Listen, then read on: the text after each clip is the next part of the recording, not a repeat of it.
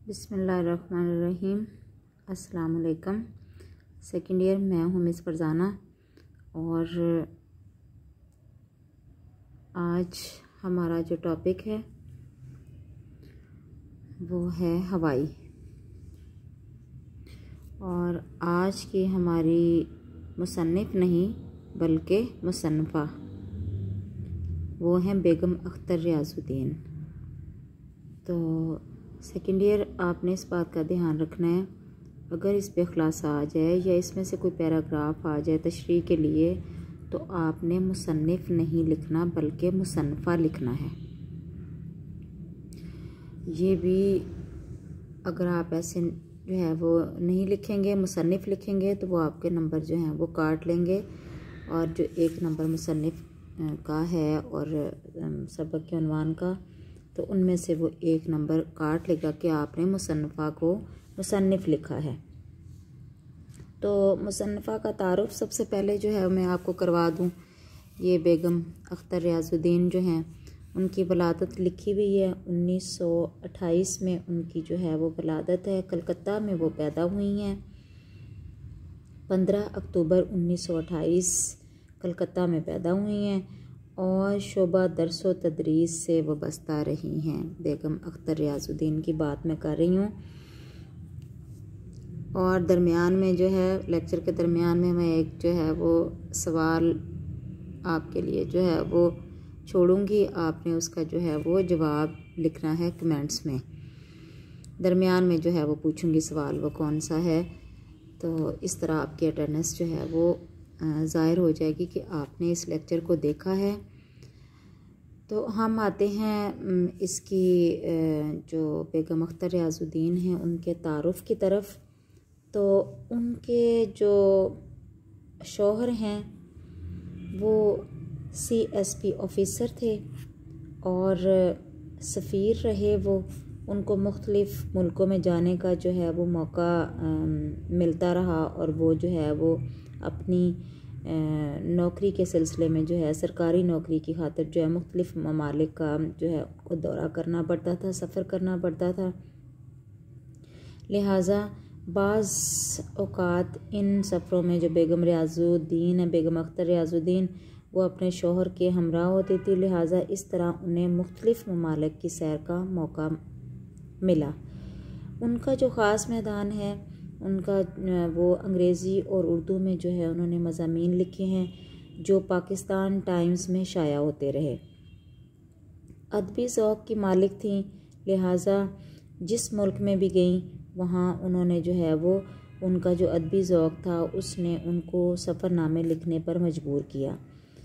आपकी जो तहरीरें हैं बेगम अख्तर रियाजुद्दीन की, उनका जो बुनियादी वस्फ़ है वो मंज़र निगारी है। बहुत उम्दा अंदाज़े तहरीर है उनका। उनके मशहूर सफ़रनामे 7 समंदर पार है और दूसरा सफ़रनामा धनक पर कदम है। तो ये तो मुसन्निफ़ा का तारुफ़ था। अब हम आते हैं हवाई की तरफ। अब ये हवाई जो है ये क्या है? सबसे पहले मुसन्निफ़ा के तारुफ़ के बाद हम आते हैं हवाई। ये जो उन्होंने उन्वान दिया है ये क्या है? इसके बारे में मैं आपको बताती चलूँ कि हवाई बहरुल काहल के वस्त में चंद जज़ायर पर मुश्तमिल एक मुल्क का नाम है।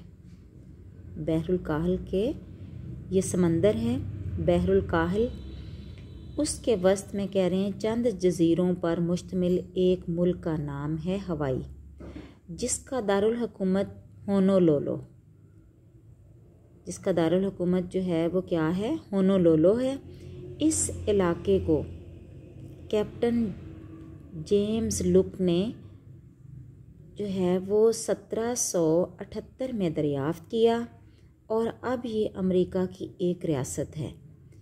इसकी आबो हवा नहायत खुशगवार है, बहुत खूबसूरत जज़ीरा है।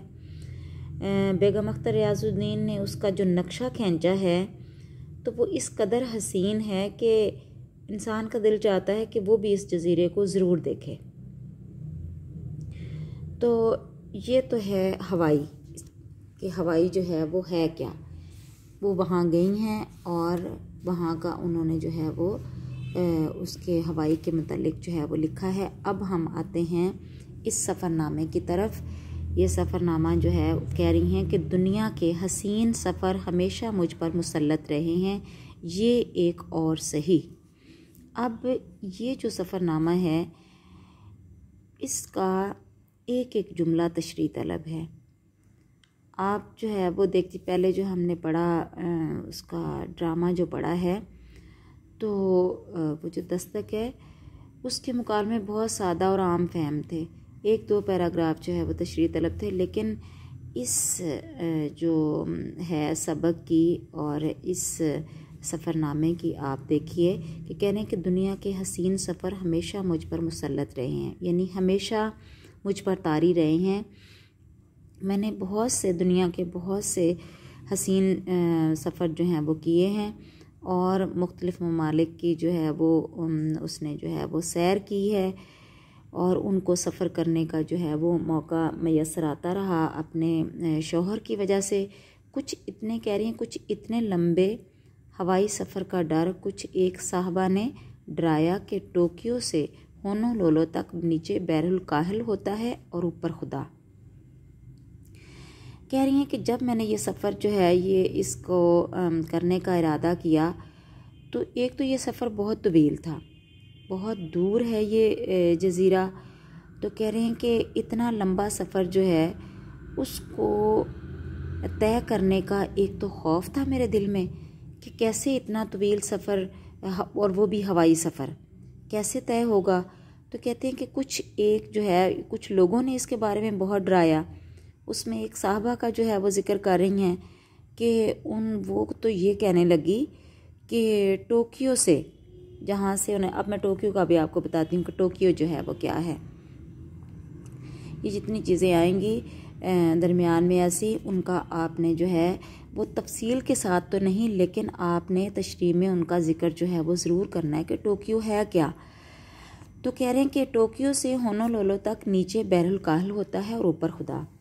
कह रही हैं कि उसने इतना खौफज़दा किया कि चूँकि ये पूरा सफ़र जो है ये समंदरी सफ़र है और समंदर पे ही जो है वो सफ़र करना होता है, रास्ते में कोई ऐसा जो है वो खुश्की का हिस्सा नहीं आता, ना कोई जो है वो मुल्क आता है। कह रही हैं कहीं ज़मीन का ज़रा सा टुकड़ा भी ढारस के लिए दिखाई नहीं देता। नीचे बैरुल काहिल होता और ऊपर खुदा, यानी नीचे हर तरफ समंदर ही समंदर जो है वो दूर ता हद निगाह जो है। और इसके अलावा जो है ये समंदर के जो है इसके बारे में मैं आपको बताऊंगी कि ये दुनिया का सबसे बड़ा समंदर है और तकरीबन जो है इसके बारे में ये है कि ये ज़मीन के कुल रकबे का 1/3 हिस्से पर फैला हुआ है, यानी इतना वसी समंदर है। और सबसे जो गहरा समंदर है वो भी यही है, दुनिया का गहरा तरीन समंदर जो है वो भी इसी में जो है वो आता है। तो कह रहे हैं कि ऊपर खुदा होता है और नीचे जो है वो हर तरफ बैरुल काहिल यानी समंदर होता है नीचे हर तरफ, और ज़रा सा भी टुकड़ा ज़मीन का दिखाई नहीं देता कि जिसमें इंसान कुछ हौसला जो है वो कर सके कि कोई बात नहीं, अगर खुदा न खास्ता जहाज़ को कोई हादसा पेश आया तो ज़मीन पे गिरेगा। तो कह रही हैं ढारस के लिए, तसल्ली के लिए कोई ऐसी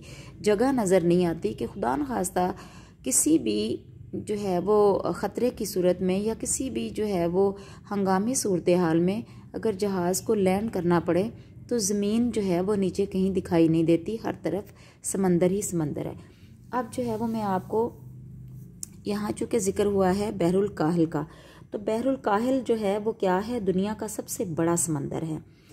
और इसका नाम जो है ये एक पुर्तगीज़ी जो है वो जहाज़रां ने इसका जो है इसको ये नाम दिया है। पुर्तगीज़ का रहने वाला था, जहाज़रां जहाज़ जो है वो चलाने वाला, उसने इसको बैरुल काहिल का नाम दिया था। इस लफ्ज़ का कह रहे हैं मतलब ये होता है कि पुरसकून समंदर, यानी ऐसा समंदर जो बहुत ही पुरसकून है। और ये बात तो मैं आपको पहले बता चुकी हूँ कि ये ज़मीन के कुल रकबे के 1/3 हिस्से पर जो है वो फैला हुआ है।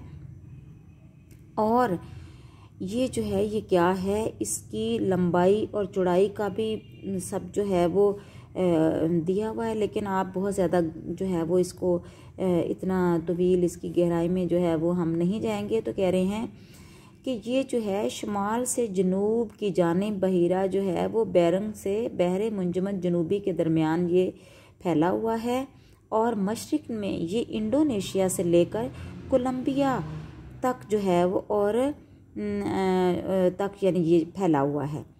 और इसकी लंबाई जो है और चौड़ाई उसका भी जो है वो जिक्र है। दुनिया का सबसे जो गहरा मकाम है और गहरा समंदर है वो भी इसी में जो है वो वाक़ है।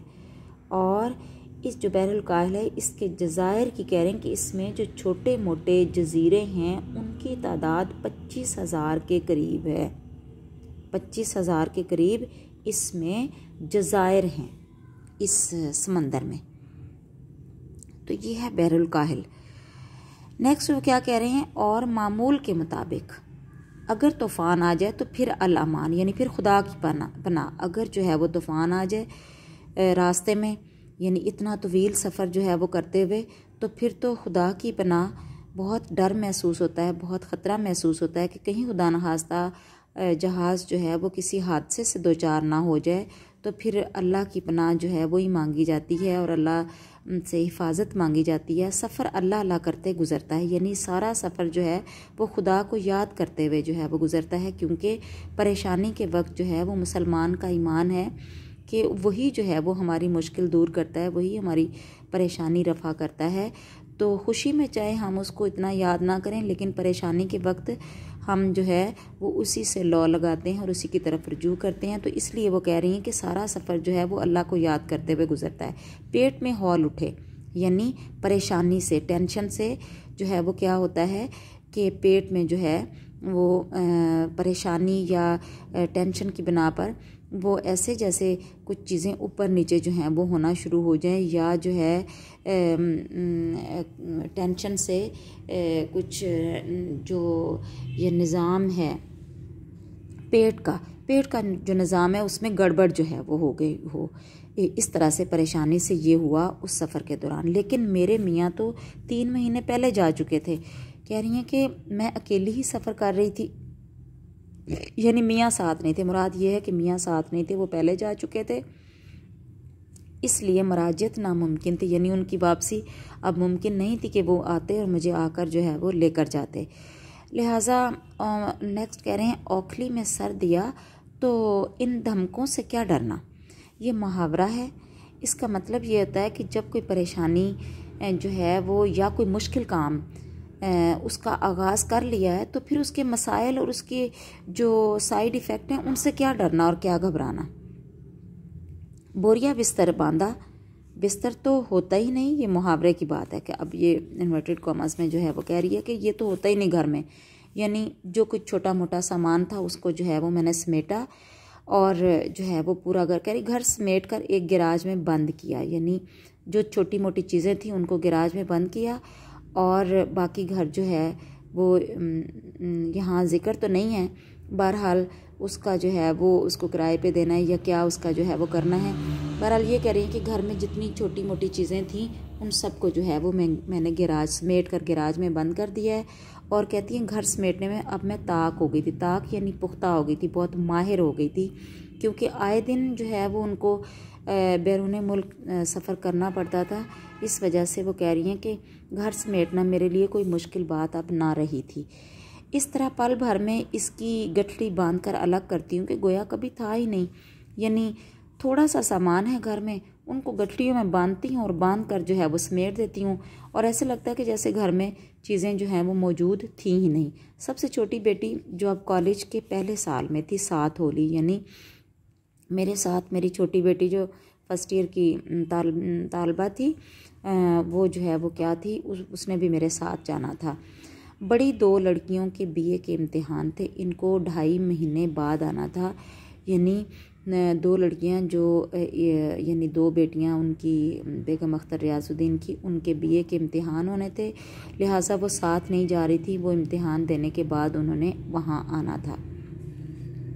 कराची पहुंचकर BOAC का टिकट बुक कराया।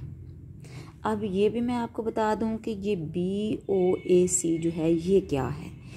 BOAC एक मशहूर हवाई कंपनी है, बरतानिया की ये कंपनी है मशहूर, और जिसका जो है जिसका नाम है ब्रिटिश ओवरसीज़ एयरवेज़ कॉरपोरेशन।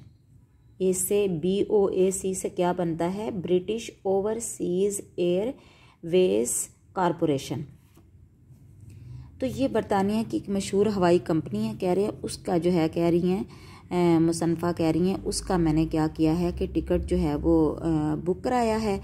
इस गरीब लाइन से अगर जाना हो तो 24 घंटे की गुंजाइश रखनी चाहिए। गरीब एयरलाइन क्यों कह रही हैं आगे बताएंगी कि जो है ना उसका जो है वो टिकट थोड़ा सस्ता होता है, इसलिए कह रहे हैं कि अगर किसी ने जाना हो इससे तो वो 24 घंटे का मार्जिन ज़रूर रखे, क्योंकि अगर 26 को जाना हो तो जो है वो क्या करे, 25 की सीट बुक कराओ, यानी एक दिन पहले जो है वो क्या करो, सीट बुक कराओ, क्योंकि वो 1440 मिनट से कम लेट होना कसरे शान यानी अपनी शान के ख़िलाफ़ समझती है। ये 1440 मिनट जो है ना ये तकरीबन एक दिन जो है वो बन जाता है, 24 घंटे जो हैं। तो कह रहे हैं कि ये जो है ये कम लेट नहीं होती, बल्कि जो है वो एक दिन भी लग सकता है इसके जो है वो लेट होने में। लेकिन मैं फिर भी हमेशा इसी हवाई कंपनी को चुनती हूँ, यानी वो कहती हैं कि मैंने हमेशा कहीं भी जाना हो तो मैं इसी जो है बरतानिया की ये हवाई कंपनी है BOAC, इसी का इंतखाब करती हूँ। क्यों करती हूँ, इसलिए करती हूँ कि इसकी नशिस्त आरामदेह होती है, यानी जिसकी जो सीटें हैं, जो बैठने की जगह है वो बहुत आरामदेह है और अमला बड़ा तमीज़दार होता है। तो खैर हमने पहली ठेकी कलकत्ता में लगाई। कह रही ठेकी लेना होता है यानी क़याम कर रुकना। पहला क़याम हमारा कहाँ था, कलकत्ता में था, और कलकत्ता मेरी जाए पैदाइश है। ये मैं आपको पहले बता चुकी हूँ कि वो कलकत्ता में पैदा हुई हैं। हालांकि मैं सिर्फ़ 1 साल की शीर ख्वार वहाँ से ले आई गई थी। कह रही हैं पैदा वहाँ हुई थी और वहाँ से मैं 1 साल की थी जब हमने हिजरत कर ली, हम पाकिस्तान आ गए। लेकिन फिर भी इस जगह से उन्स था, यानी मुझे बहुत मोहब्बत थी फिर भी इस जगह से, क्योंकि वो मेरी जाए पैदाइश थी। इसको देखने का अरमान था, मैं इसको देखना चाहती थी, बहुत शौक़ था मुझे, अरमान यानी बहुत शौक़ था मुझे कि मैं उस जगह को यानी कलकत्ता को देखूँ जहाँ मैं पैदा हुई थी। लेकिन मेरे जज्बात ने मुझे हमेशा धक्के खिलवाए, यानी ये जो जज्बाती बातें थी होती हैं या जज्बाती वाबस्तगी, इसको पूरा करना या इसको जो है वो इस पे अमल करना कोई आसान काम नहीं होता। इसलिए कह रहे हैं कि ये जो मैं देखना चाहती थी कलकत्ता को, इसके साथ जो मेरी जज्बाती वाबस्तगी थी, इसकी वजह से मुझे बहुत परेशानी का सामना करना पड़ा। एयरपोर्ट से लेकर पुलिस स्टेशन तक जो मेरा और बाकी मुझ जैसे सियाहों का हाल हुआ वो नागुफ्ता बे है। कह रही हैं कि यहाँ कलकत्ता पहुंचकर जो है वो हम जब एयरपोर्ट पे उतरे तो पुलिस स्टेशन जाकर ये रिपोर्ट दर्ज करवानी थी कि हम यहाँ आए हैं। और कहती हैं कि वहाँ जाने तक, एयरपोर्ट से लेकर पुलिस स्टेशन जाने तक, अपनी रिपोर्ट जमा कराने तक जो मेरा और मेरे जैसे दूसरे सियाहों का जो हाल हुआ वो मैं बयान नहीं कर सकती, वो बयान से बाहर है। क्यों बयान से बाहर है कि वो जो हैं वो सियाहों के साथ बहुत बुरा सलूक करते हैं। उनकी छानबीन और उनकी जो चेकिंग है और उनके बाकी जो तमाम लवाजमात हैं उनका सामना करना बहुत ही जो है वो दुश्वार है। कि और नेक्स्ट क्या कह रही हैं, खुदा किसी शरीफ इंसान को कलकत्ते ना ले जाए। कह रही हैं कि कोई भी शरीफ इंसान कभी भी कलकत्ता ना जाए, क्योंकि वहाँ की पुलिस जो है और वहाँ जो सियाहों के साथ नारवा सलूक किया जाता है वो बयान से बाहर है। तो कह रही हैं कि अगर मिर्ज़ा गालिब ने इसमें कुछ देखा तो हिंदुस्तानी कस्टम ऑफिसर और बनिया पुलिस से पहले देखा होगा। मिर्ज़ा गालिब यहाँ पे जो है वो ज़िक्र कर रही हैं, मिर्ज़ा गालिब जब कलकत्ता गए थे तो उन्होंने कलकत्ता पे एक जो है वो गज़ल लिखी और वो उनकी गज़ल बहुत मशहूर है।